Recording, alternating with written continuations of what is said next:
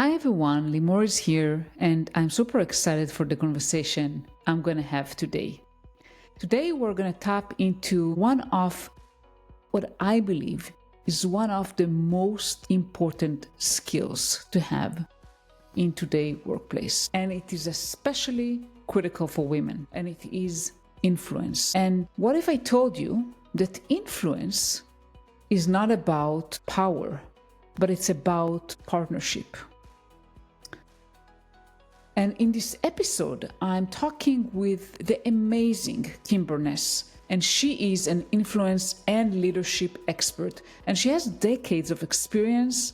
And trust me, you are going to love this conversation. We all start life as master influencers. As kids, we instinctively know how to get what we want, but somewhere along the way, we are taught to suppress that, especially as women. This is what Kim told me in the episode today. And that's exactly why I wanted to have this conversation. Women in tech, me included, often struggle with influence. It could be managing your manager or managing up in general. It could be setting boundaries. It could be asking for recognition that you deserve without being afraid, being seen as too aggressive. Kim shares some of the most effective strategies on how to influence authentically, balance assertiveness with approachability, and why curiosity is the key to getting what you want. Influence isn't about winning or losing. It's about understanding what the other person needs and finding a way to align that with your goals. This is another powerful quote from Kim during the episode. I really think this episode is full of pure gold, practical tips you can use today to become more influential in your career and in your life. So, are you ready to take control of your career and relationships? Let's dive right in and find how to become a better influencer. Hi, Kim. How are you? I am fine, thank you, Limor. It's a pleasure having you here today. Thank you. And we want to talk about influence, which I think is a very, very critical and important topic, especially when it comes to women. Yes, especially when it comes to women who are leaders or who want to be leaders. Absolutely. So maybe we'll start by, if you want to share, what influence truly means to you and why you think it's essential. I think of influence in a very simple way. It really means your ideas, your suggestions, your hopes and desires actually flowing from you to another person. So it's and having an impact. Okay. And it's really important because basically none of us can do all of our work alone. We need to work with others. And when we work with others, we want to be able to have an impact on what happens. We don't just want to do what other people tell us. We want to shape things. We want to create things. We want to collaborate. And all of these things require leadership and they require influence. For sure. And I wish that was a topic that was taught in schools because I think this is so essential. I will tell you the story. I did once get asked by someone who had been through one of our programs if I could come and do something for his daughter's sixth grade class. And I did go, and I had a wonderful time, and the kids really enjoyed it. And the whole time, the girls were fascinated, and the boys were kind of twiddling their thumbs and fiddling around. So when I came back the next week and I asked them what they had done with what we had talked about and what we had learned, and the girls were full of, oh, I got my mother to do this, I got my teacher to do that, I got my best friend to do this. And the boys didn't have anything to report. I think at least at sixth grade, females are more attuned to the possibilities of influence. They're also a little more mature at that age than the boys, and the boys will catch up. But girls, I think, are more alert to those kinds of possibilities. And so I think it's an important thing for girls and women to learn. I do think everybody's already good at it when they're little. We're all quite good at getting our parents to do what we want them to do, and sometimes our older siblings and other adults. But we lose that over time. We lose it because it's not supposed to be polite, it's not nice, girls don't behave that way. And so while it's encouraged in boys, it's not until recent years, at least, it hasn't really been encouraged in girls. So we start with it and then we lose it, and then we have to find it again. But basically inside, we do know. We know why and we know how to influence others. We just need to be reminded, and then our skills need to be sharpened. Like anything, right? I mean, also as kids, I mean, we know how to fail.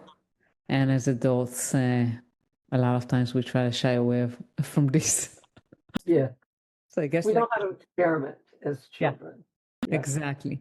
So let's go back to women because we are here to talk about women, especially women in tech. And one of the greatest challenges that women face when they're trying to influence is that sometimes they are perceived as aggressive versus their male counterparts that will be seen as assertive. So, how can women kind of strike the balance between being assertive and influence, but not being seen as aggressive? I think the most important thing is that we recognize that influence does not just happen in one direction. I influence you, you influence me. I look for ways to help you get what you want, and I expect you to do the same. And I think that when women influence, we probably understand that better because we learn very young about the give and take of friendship. And as we become older, we learn about the give and take in the workplace as well. And so I think if you take that approach, that I need to be able to get some things done in a way that works for me, and I know you need the same thing. Let me help you, and I'm going to expect you to help me. So that's a very basic thing. I think that not all boys are taught that, but I think that comes very natural to girls and women. So it doesn't come across, I think, as aggressive when what we're working for is to get something for both of us, and we both understand that. Yeah, makes sense. So, trying to think win-win and look at both sides, not just Yeah, I mean, I think win-win is a little bit overused and not always not always used in the way it was originally meant. So it's become sort of a cliche. But I think the reality is, if I really think about, here's what I need, what is it going to take for you to be able to help me with it? So I don't necessarily say it that way, but going into a conversation, I want to think about that. So what needs might you have now that you understand what I want from you, and how can I help you achieve those needs? So going into a conversation with that kind of preparation, if it's an important conversation, I think enables you to have that kind of two-way influence to invite the other person to influence you as well. And it's not, it's other people feel has been done to them. It's something you do with others rather than to others. Yeah, I love that. Definitely. I mean, I think that when we're trying to work with people, I mean, it's always gonna be better and come across as we are, excuse me, we are collaborating and not trying to fight someone or like it's my side and your side. Yeah, I mean, there are some times when we do need to stand up and fight for something, no question. But that's not necessarily influence. When we talk about influence here, at least when I do, we look at influence having two directions in a way. And in our exercising influence model, we talk about there are receptive influence behaviors, which means I'm drawing from you and receiving from you, and there are expressive influence behaviors, which means I'm sending my ideas out and I'm sending my recommendations, my suggestions, my hopes. So we need a balance of both directions, both sending and receiving. And we use different behaviors in order to accomplish each of these influence directions, if you will.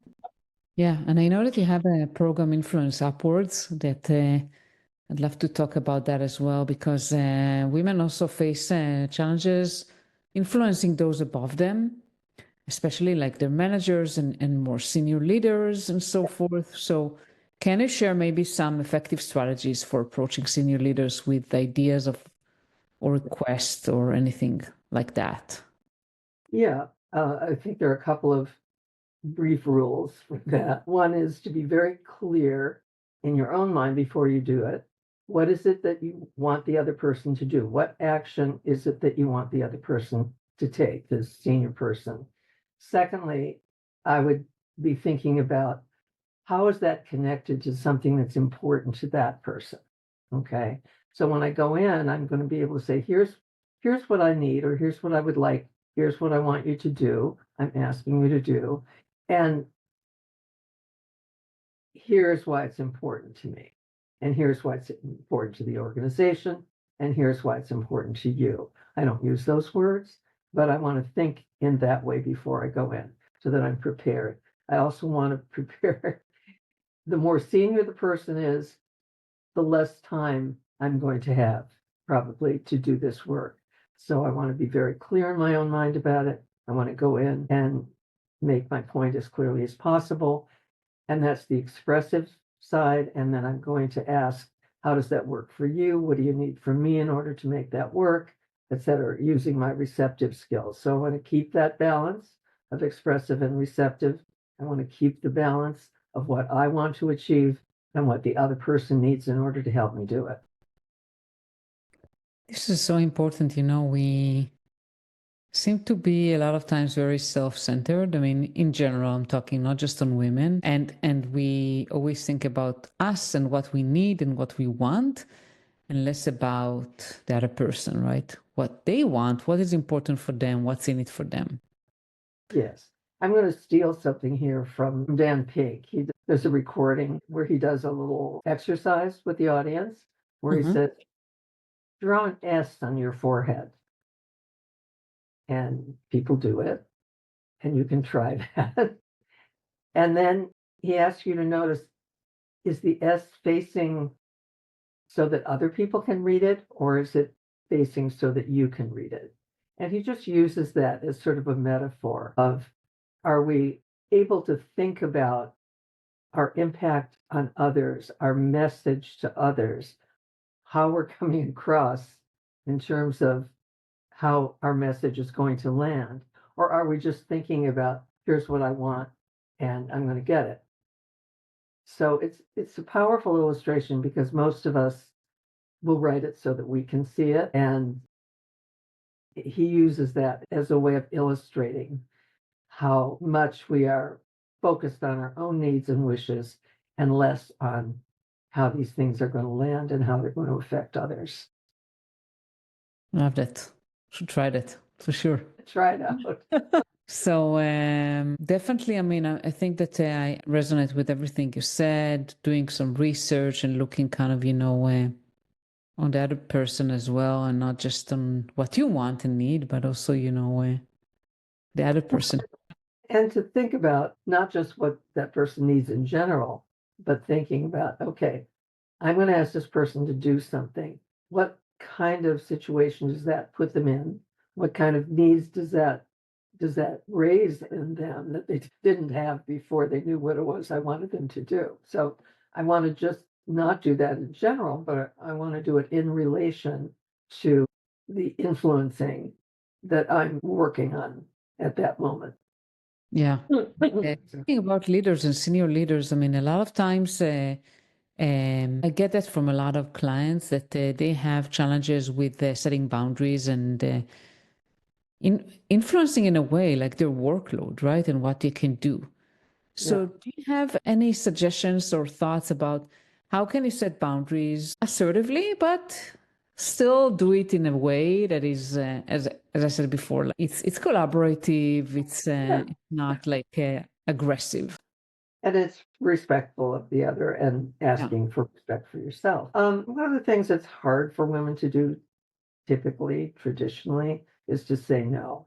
You know, somebody asks you to do something and you say, sure. And partly, uh, it's how women tend to be raised, but it's also because we spent a lot of years kind of in the wilderness.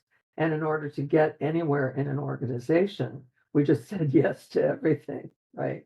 So now that we're in a different place in our lives, we need to learn how to reverse that and how to say, I'm I wish I could do that for you. I don't have the time. Here's another way you can get it done. Or here's another person you might want to talk to. So it's important to be able to say no, to draw that boundary. But I think something that isn't so common in the way that men do this or learn to do this, it's to see if you can help the other person achieve their goal anyway, right? So never hesitate to say, I'm not available to do that right now. Why don't you try so and so? Okay. Or I'm not available to do that now. Check back with me in 2 weeks. Or I'm not the right person to do that. And I think you might want to try X. So the way I like to do it is to be very clear about the no, not to leave any doubt about that. But if I can think of a way to help that other person get a result, I will. That's a fair point. And I think that sometimes you can show them that they can get the result they want differently than they thought they would. Yep. Yep. Um, you also don't want to get into the whole business of solving people's problems for them, which is Yeah. often very tempting, especially for those of us that are parents. But, it's really important to be able to say no. And sometimes to say later on, I'd love to hear how you achieved that, you know, and that's important if you're a leader and you're deciding this this person that reports to me is quite capable of doing this rather than having me do it. Uh, I want I want to be clear that I trust you to do it, and I also want to be clear that I'm not going to do it, you know? So there's a way to do it as a mentor, or as a coach, where you accept um, a share of the experience, but you make sure that the roles are clear about who's doing what.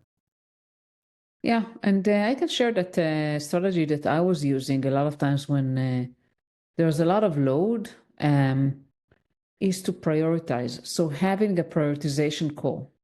So instead of saying, I cannot do this or I cannot do that, just saying, okay, let's look at all I have and tell me what is more important. Do you Yeah, want me to do this first or this? So kind of, having a discussion about priorities, and then it kind of forces your manager to decide what is more important. absolutely. Yeah. That is a very assertive and a very healthy thing to do. And if that's something your manager can't handle, then you're not in the right job or you're not in the right, you don't have the right boss, let's say. Yeah, I mean, unfortunately, yeah, not always it works. And this is also, Kim, it's an important message as well. Like if you are you're trying different strategies and your manager just don't get it, or maybe they don't want to, or they're just sticking their heels in the sand, and well, maybe you should consider firing your boss, I guess. Yeah, it happens. But I think most of the time, what's more helpful is to be confident, to have practiced, to have a set of behaviors that enables you to say, I'm not able to do all of those things. Tell me which one is going to be most important. Okay. Or if I take this on, what can you take off my plate? And one of the important things about being a good influencer is being persistent, being friendly, but persistent. So not giving up, not just avoiding, not just walking away, but going, how can we make this work? Okay, that's not going to work for me, but what else could we try? And being persistent until you find a way that works for both of you. Yeah, so it's like having a discussion, trying to solve the problem together, and trying to be as positive as possible and as calm as possible, right? I mean, Yeah. not get that into a heated discussion or an argument as much as you can. I really like him, the book, How to Win Friends. He was the first, I think, other than the ancient Greek scholars, and there's a lot of information there too, but one of the first people to write in a conscious way about influence. And a lot of what he wrote about was is sound. Yeah, it's a little bit funny to read that. I mean, I have this book, and occasionally I look at it, and sometimes the stories are a little bit they're old, right? I mean, but the Yeah, principles are still true. And one for of the sure. principles there is like not getting into an argument and saving face. And saving the other person's face, Yeah, not just yours. Yeah. One of the ways not to get into a useless argument is to do something like saying, that's not going to work for me, but what else could we try? What other ideas do you have? What else can work? So there are a lot of ways to use your curiosity rather than your defensiveness to achieve a result that you can live with as well as the other person. So, be persistent about finding a solution, but one that doesn't involve you doing what you can't do or don't wish to do. absolutely. I just released an episode about curiosity with Dr. Julie Pham. It just went today on the podcast. Definitely, curiosity is a big thing. I think that this is something we should practice more, being curious instead of making assumptions and coming with biases. Absolutely, yes. I was just watching the excellent series about Leonardo da Vinci, who was perhaps the most curious person who's ever lived and should be a model for all of us. Absolutely. And if you act with curiosity, you often are going to be influential because when you're curious, that means you're looking for information. It means you are looking for alternatives. You're looking to understand what's going on. And having that curiosity about another person enables you to be much better prepared to influence them. What's important to that person? What's the priority for that person? We have in our program, we have a way of doing a plan to influence somebody by taking a look at what's going on with the individual, what's going on in the organization, what's going on in the larger environment, and using that as a way of how can I take my idea and make it a fit to solve a problem in that person's world or to make things better for that other person or group. For sure. And I want to touch also negotiations because this is another area, right, that you have courses. Yeah, we teach that as well. Yeah. So, and this is again another skill that I wish they taught us in school because I feel like negotiation is something every person should know how to do. So, can you share maybe, one powerful negotiation technique that women can use in their careers? Well, first of all, I do think negotiation, again, is something that we learn as infants. I remember watching my twin baby granddaughters who were at the age of a few months. If one wanted a toy the other one had, pretty soon they learned to pick up a different toy and offer it to their twin in order to get the one that they. And I said, that's really basic negotiation, which negotiation really means creating a fair exchange. I think some people think of it as, something like beating up on the other side until they give in. That's not negotiation. I don't know what you'd call that, but war maybe. Okay. But negotiation basically has to do with I want to figure out what's really important to you in this exchange and see if I can figure out a way for you to get that works for me. And then I want you to do the same for me. So when you're in a negotiation, and first of all, not everybody knows when they're in a negotiation, and you're in particularly good condition if you recognize that this is a situation in which we have some things in common, some needs or some ideas or some goals in common, but we also have some objectives that are at cross purposes or in conflict. And so the idea of a negotiation is to figure out how to take that area of conflict and satisfy both parties in order to resolve it. And everybody walks away feeling that they've done well, they've achieved something. And and I think the whole idea of win-win, by the way, and I'll get back to what you asked for in a minute, but the whole idea of win-win was to get people away from the idea that there has to be a winner and a loser in negotiation. So we're past that. And I think a more sophisticated way to think of it is the way some of the writers on the Harvard negotiation project long ago thought about it, which is let's, instead of trying to divide the pie, let's expand the pie first, and then we'll start cutting it up. So understanding things that way, if you're having a hard time getting the result you want in negotiation, a good thing to say might be, how can you help me achieve my need to do X? Or I'm willing to help you in that way. I'm willing to offer you that, but in exchange, I need X. So you always want to make the quid pro quo explicit, something for something, rather than agreeing, sure, I can do that. When there's something you want and you're not getting, that's a waste of your time, and it's going to be a waste of your energy. But if the other person is asking for something that will cost you in time or energy or resources, then you don't want to agree to it until you feel there's a fair exchange. And by the same token, you want to make sure the other person walks away feeling the same way. So, what can you do to make it possible for me to give you X? Or how can you do something that would make it easier for me to do what it is that you want? Or here's what I'll need from you in order for me to be able to agree to that. Okay, and that last one is pretty straightforward and pretty simple. And it's not something I hear women do very often, unless they're well trained. But it's very powerful and it's very matter of fact, not aggressive. It's just businesslike.